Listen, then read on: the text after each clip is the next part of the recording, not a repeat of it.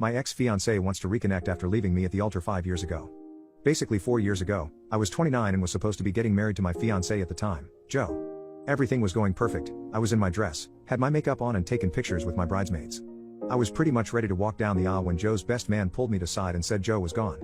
He had gotten into a car and left and no one was able to get a hold of him. I came home to our apartment and all his stuff was gone. He's been pretty much a ghost ever since he left me and I had to force myself to move on. I ended up going on our honeymoon with my best friends, which was the best decision ever, and then put myself in therapy to heal the horrible trust issues I now have. I haven't heard from him once until today. I guess he got back in contact with an old mutual friend, who gave him my number. Joe texted me and said wants to meet up and apologize.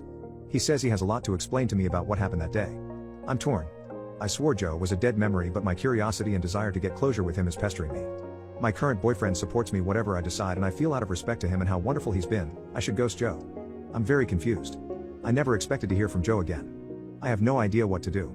Please help. First off, I just want to thank everyone for the advice. I honestly wrote the post to just vent my frustration and confusion and possibly get advice.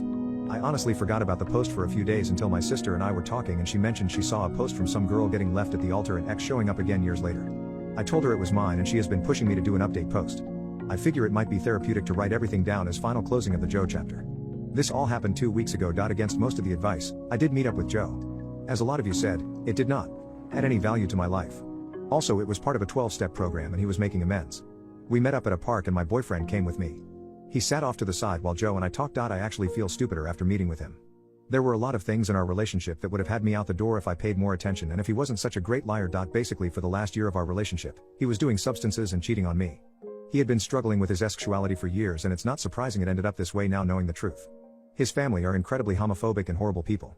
I wanted nothing to do with them when we were together, but he insisted on them being around just for the big life events, like our wedding. The substances were something to get him through the day and act like he was in love with me when he was actually in love with someone else. He had met his boyfriend at work and I had actually met him a few times when I drop off lunch for Joe. When our wedding approached, his boyfriend said he needed to choose and Joe chose him.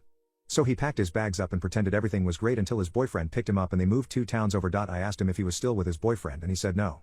He thought he could quit the substances once he was free of his family and lying, but he couldn't. His boyfriend found out and left him. He kept going, getting high and hooking up with randoms. One of his regular hookups ended up overdosing while they were asleep in the same bed and died, and he realized he had to get sober. He apologized for not just being honest with me and leading me on like he did. He wished he could go back and be truthful because I would have been the most accepting of him being gay out of everyone. He said he missed me when he left because even though he didn't love me romantically, I was his best friend. It was a lot to take in. I told him, well, I'm glad he's okay and is doing better. I'd prefer for us not to have any contact moving forward, but I do forgive him. He said he understood and he was only in town for a few more days and he'd be gone for good again. I'll admit when I got home, I cried. My boyfriend held me and ordered me my favorite takeout. He's been really the best and didn't pressure me to talk about anything until I was ready. So if I got anything out of the worst day of my life, it's led me to who I'm with now.